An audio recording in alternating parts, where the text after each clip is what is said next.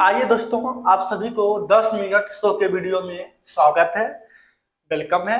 तो स्टार्ट करते हैं। 10 मिनट का वीडियो रहेगा और 10 मिनट के वीडियो में अधिक से अधिक प्रश्न हम करवाएंगे आप लोग को, जितना हो सके अधिक से अधिक।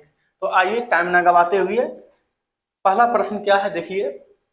पहला प्रश्न है कि क्लास 10th का पूछा हुआ प्रश्न सारा है और क्लास 10th पर आधारित और 9th पर आधारित कंपटीशन में भी पूछा जाता है। तो यहाँ से कंपटीशन वाले लोग को भी फायदा हो जाएगा और क्लास 10th वाले के तो फायदा होबे करेगा। ठीक है, एक प्रीवियस ईयर है क्वेश्चन बैंक।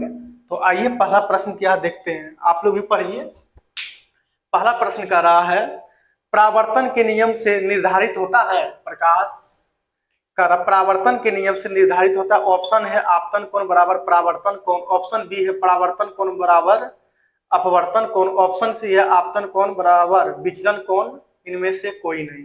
तो आप लोग पता होगा परावर्तन के दो नियम है। पहला नियम आपतन आपतित किरण परावर्तित किरण तथा आपतन बिंदु पर डाला गया अभिलंब, और दूसरा कौन सा नियम है आपतन कोण बराबर परावर्तन कोण। तो पहला का उत्तर क्या हो जाएगा, ऑप्शन ए।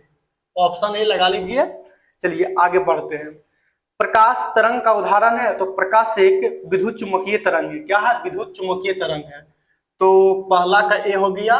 तो दूसरा का हो जाएगा विद्युत चुम्बकीय तरंग किसमें है, तो ऑप्शन बी में है।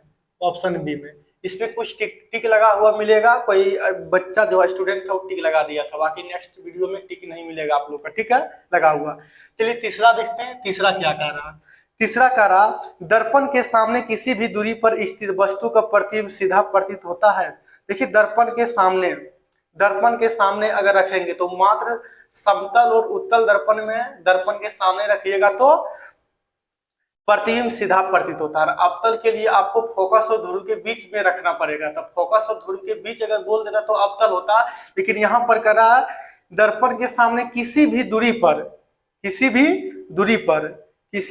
पर स्थित वस्तु का प्रतिबिंब, तो ये उत्तल या समतल होगा। कहीं भी रखिएगा उत्तल और समतल में तो प्रतिबिंब सीधा प्रतीत होता है। ऑप्शन डी हो जाएगा। ऑप्शन क्या हो जाएगा, ऑप्शन डी हो जाएगा।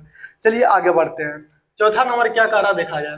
चौथा नंबर कह रहा, निम्नलिखित में से किस माध्यम में प्रकाश की चाल सबसे अधिक होता है। तो सबसे अधिक चाल किसका आता है, कांच, पानी, लोहा, निर्वात। तो निर्वात का सबसे अधिक होता है। निर्वात में 4 का डी हो जाएगा। क्या हो जाएगा, 4 का डी। 4 का डी हो गया।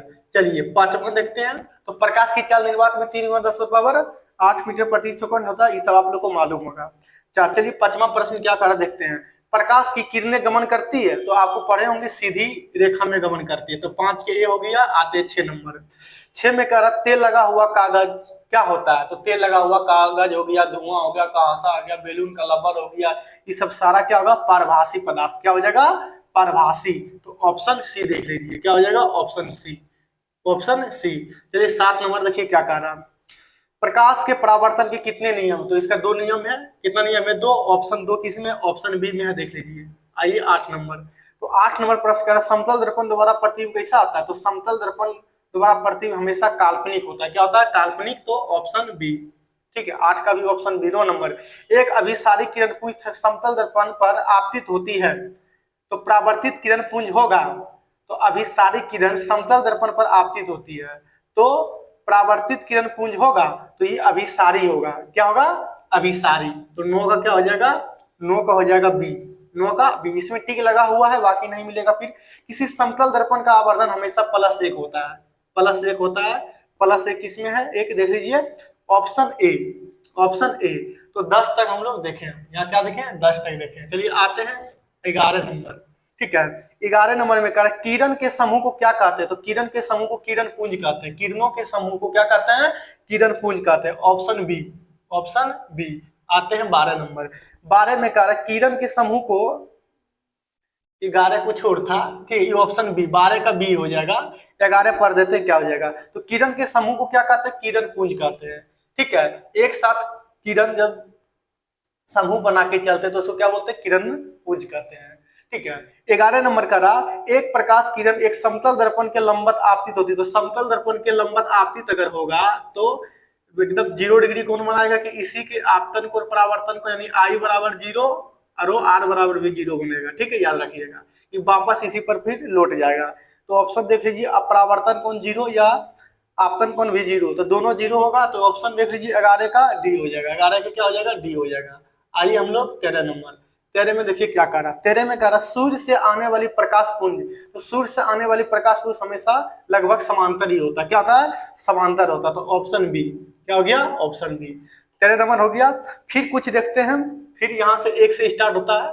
फिर 1 से देखिए, गोलीय दर्पण की फोकस एवं वक्रता त्रिज्या के बीच, तो f बराबर r/2, तो r बराबर 2f, तो क्या हो जाएगा? r बराबर 2f, r बराबर 2f।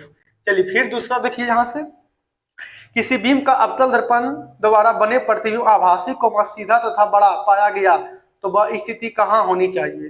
तो सीधा का रहा, बड़ा हो रहा, आभासी, तो अवतल दर्पण के फोकस और ध्रुव के बीच में, फोकस और ध्रुव के बीच में ऑप्शन डी, ऑप्शन डी। इसका उत्तर हमको लिखना चाहिए, 1 का ए हो जाएगा। क्या हो जाएगा? 1 का ए। चलिए 3 नंबर देखिए, फिर क्या कह रहा, काल्पनिक आभासी प्रतिबिंब होता है, काल्पनिक आभासी, तो काल्पनिक हमेशा आभासी सीधा होता है। क्या होता है? सीधा। सीधा किस में? देख लीजिए ऑप्शन ए में, ऑप्शन ए में काल्पनिक आभासी हमेशा क्या होता है? सीधा। आभासी लास्ट में 100 आए तो 100 से ट्रिक याद रखिएगा, सीधा। और वास्तविक हमेशा क्या होता है? उल्टा होता है। ठीक है, क्या होता है? उल्टा। सरल सूक्ष्मदर्शी किसका उपयोग होता था? उत्तल लेंस। क्या? उत्तल लेंस। तो 4 का हो गया फिर डी, 4 का फिर क्या हो गया? डी। चलिए हजामत के, ठीक है, अगला कह रहा हजामत के लिए किस दर्पण को उपयोग होता है? हजामत के लिए, तो हजामत बोले, हेडलाइट बोले, ठीक है, कान नाक रोगियों को दांत वगैरह बोले तो अवतल, तो अवतल किस में है? 5 का ए। क्या हो जाएगा? 5 का ए, 5 का ए। चलिए और देखना है तो देख लीजिए, ठीक है, और देखना है तो 2-4 को और देख लीजिए। ठीक है, आइए 6 नंबर क्या कह रहा देखा जाए, तो 6 नंबर कह रहा सर्च लाइट का परावर्तक सतह होता है, तो सर्च लाइट, ठीक है, हेडलाइट बोले, सर्च लाइट बोले, ये सब क्या होता है? अवतल। अवतल किसमें है? बी है, ऑप्शन बी। ठीक है 6। 7 नंबर हम लोग देख लेते हैं। 7 कह रहा दंत विशेषज्ञ किस दर्पण का उपयोग मरीजों के लिए दांत का बड़ा प्रतिबिंब देखने के लिए किया जाता है? तो हम बोले अवतल दर्पण, ऑप्शन बी। क्या हो गया? Option B. तो यहां तक कोई दिक्कत नहीं, 7 तक। ठीक है, फिर हम लोग देख लेते हैं 8 नंबर। तो 8 का एक प्रयोग के अवतल दर्पण द्वारा किसी बीम का प्रतिबिंब पर्दे पर प्राप्त किया जाता है, तो दर्पण की फोकस दूरी को निर्धारित करने के लिए प्रयोगकर्ता के मापने की जरूरत है। तो याद रखिएगा, इसमें जो है दर्पण तथा पर्दा के बीच की दूरी मापेगा। क्यों मापेगा? ये सब आप लोगों को डिटेल हम बताएंगे, लेकिन ये 10 मिनट का शो है। ठीक है, ये सब कुछ नहीं जान है। चलिए 8 का हो जाएगा ऑप्शन ए। 9 नंबर देखते हैं क्या कह रहा है। ठीक है, 9 नंबर कह रहा अधिक किसी बीम का प्रतिबिंब का आवर्धन ऋणात्मक है, तो उसका प्रकृति क्या होगा? यानी एम ऋणात्मक कह रहा, तो वास्तविक और उल्टा होगा। क्या होगा? वास्तविक और उल्टा। ऑप्शन किस में है? देख लीजिए, वास्तविक उल्टा, ऑप्शन ए। ठीक है, चलिए 10 नंबर आ जाइए। 10 नंबर कह रहा निम्नलिखित में से कौन उत्तल दर्पण का फोकस दूरी जिसकी वक्रता त्रिज्या 32 है? तो फोकस दूरी पूछ रहा, तो हम लोग जानते हैं कि एफ बराबर क्या होता है? r/2। ठीक है, दिया क्या है? वक्रता त्रिज्या, तो 32 दिया है बटा 2, यानी 16 हो जाएगा। उत्तल है तो प्लस, उत्तल है तो प्लस। किसमें है वक्रता त्रिज्या? तो देख लीजिए उत्तर प्लस 16, सी, ऑप्शन सी। 10 का सी, 10 का सी। चलिए तो आज हम इतना ही रहने देते हैं, फिर नेक्स्ट वीडियो में मिलते हैं। तो आप लोग टेंशन ना लीजिए, सारा उत्तर इसका सही है, क्योंकि क्वेश्चन बैंक आप लोग याद करिएगा, उसमें बहुत सारा उत्तर गलत मिलेगा। बाकी कुछ प्रश्न टिक लगा हुआ था, नेक्स्ट वीडियो से टिक लगा हुआ नहीं मिलेगा। ये 10 मिनट का शो आप लोग देखिए रिवीजन के तौर पर। बाकी मेरा फाउंडेशन और जो बेच है उसमें तो डिटेल पढ़ाया जाएगा सब चीज। चलिए मिलते हैं, बाय।